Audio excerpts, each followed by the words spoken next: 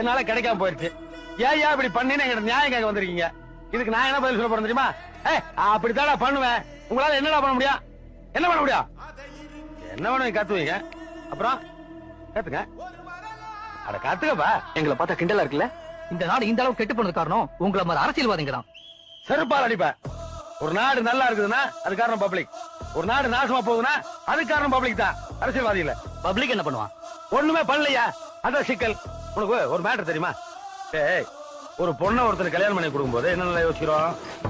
பையன் படிச்சவனா, எங்க வேலை பாக்குறான், எவ்வளவு சம்பாதிக்கிறான், நல்லவனா கெட்டவனா, சிகரெட் குடிப்பானா, தண்ணி போடுவானா, பான் பிராக் சாப்பிடுவானா, இத்தனையும் விசாரிச்சு கல்யாணம் பண்ணி வைக்கலாம். ஏன் எவ்வளவு கிடைச்சானா அவன் கையில கொடுத்து ஓட்டி விட வேண்டியதானே? ஓட்ட மாட்டான். என்ன, அது நம்ம பொண்ணு, நமக்கு பிறந்த பொண்ணு, நான் வளர்த்த பொண்ணு. அந்த மாதிரி இது நம்ம மண்ணு, நான் பிறந்த மண்ணு, நான் வளர்ந்த மண்ணு என்னைக்காவது யோசிச்சிருக்குமா? இல்லையே. வந்து ஓட்டு கடல் போட வேண்டியதான்.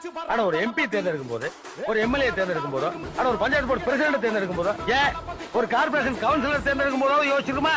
யோசிக்கிறா. ஒரு பொண்ணை கல்யாணம் பண்ணி கொடுக்கும் போது என்னென்னலாம் யோசிக்குமோ அப்படி யோசிங்கடா. இவ்வளவு ஏன்டா இவ்வளவு நான் கல்யாணம் பண்ணி கூட்டு வந்தேன், கம்பெனில அனுப்பிச்சிருக்கானுடா. இந்த 10 நிமிஷத்துல வண்டி வர அனுப்பணும் பணத்தோட. அவன் யோசிக்கிறான்டா, எங்க போகுது? ஹோட்டலுக்கா, வீட்டுக்கா, போலீஸ் ரைடு வருமா? அது உண்மையிலேயே எம்எல்ஏ வீடு தானா?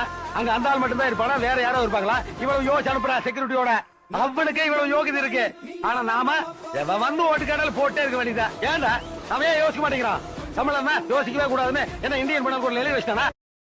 உங்கள எவ்வளவு